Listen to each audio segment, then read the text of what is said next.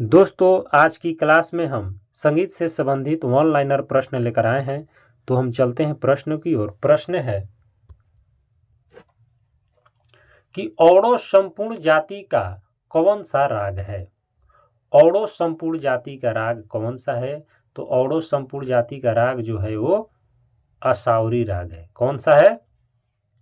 असावरी राग है। अगला प्रश्न है कि ग ध नी कोमल वाला राग का नाम बताइए। औडो संपूर्ण जाति का कौन सा राग है? तो असावरी राग। औडो संपूर्ण का मतलब होता है, औडो मतलब क्या होता है? तो औडो मतलब क्या होता है? औडो मतलब होता है 5 और संपूर्ण मतलब होता है 6। अगला प्रश्न है कि ग ध नी कोमल वाला राग का नाम बताएं। तो ग ध कोमल वाला राग जो है वो असावरी राग आता है। असावरी में गधनी कोमल होता है। अगला प्रश्न है कि राग भैरव के गायन समय क्या है और इसके कौन से स्वर कोमल लगते हैं। तो राग भैरव का जो गायन समय है वो सुबह है।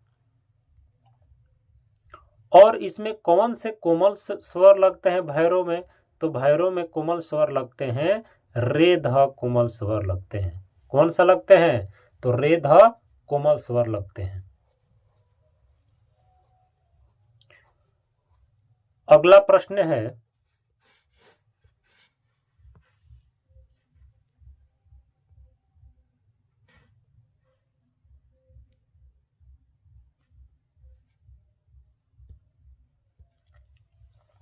कि ग म रे स स्वर समुदाय किस राग का है? तो भैरव समुदाय राग का है। किसका है? भैरव समुदाय का राग है। भैरव में रे ध कोमल लगता है। अगला प्रश्न है कि राग का वादी स्वर है। तो राग का वादी स्वर किसे कहते हैं? तो सबसे अधिक लगने वाला स्वर को हम क्या कहते हैं? तो वादी स्वर कहते हैं। और जो स्वर नहीं लगता है उसे विवादी स्वर कहते हैं। अगला प्रश्न है कि राग का सरगम गीत क्या दर्शाता है? तो राग का जो सरगम गीत है वो रागांग को दर्शाता है। उस सरगम गीत से पता चल जाएगा कि कौन से राग आप गाने वाले हैं।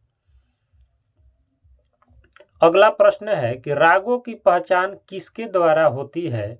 तो रागों की पहचान स्वर समूहों के आधार पर होती है।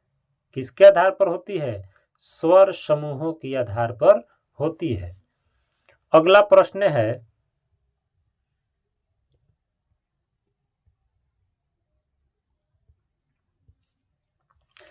कि रागों के वर्गीकरण के आधार पर कितने राग हैं?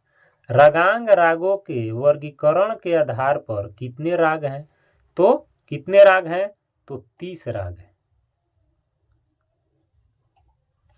अगला प्रश्न है कि दिलरुबा राग किस वर्ग का वाद है? तो दिलरुबा राग जो है वो तंत्रवाद है।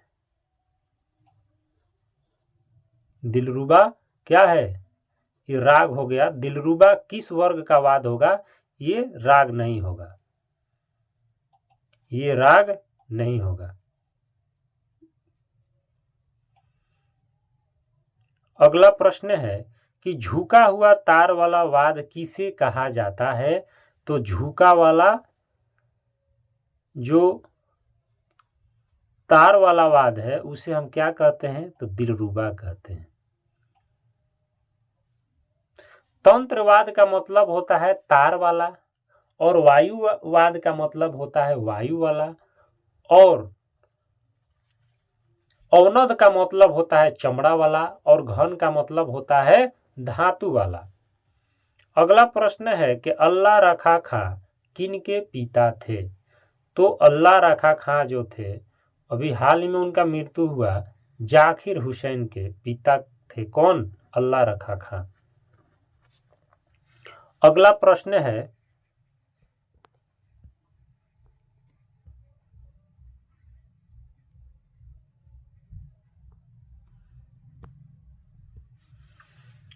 कि पहले जन्म किसका हुआ। तो पहले जन्म जो हुआ वो किसका हुआ, तो पहले जन्म बड़ा ख्याल का हुआ था, उसके बाद छोटा ख्याल का हुआ था।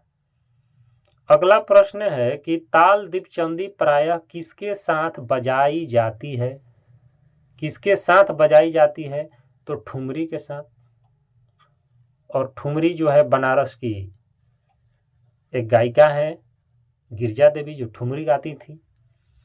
अगला प्रश्न है कि दीपचंदी ताल को एक और नाम दिया गया है, नाम बताइए। तो इसका एक और नाम क्या है, तो एक और नाम है चांचर ताल। दीपचंदी ताल के एक और नाम क्या है, तो चांचर ताल है।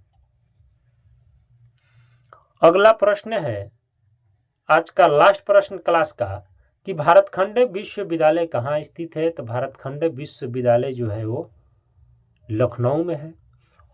और प्राचीन कला केंद्र कहाँ है, तो प्राचीन कला केंद्र चंडीगढ़ में है। और प्रयाग संगीत समिति कहाँ है, तो इलाहाबाद में है। तो दोस्तों आज की क्लास हम इतना ही प्रश्नों से समाप्त करते हैं। धन्यवाद।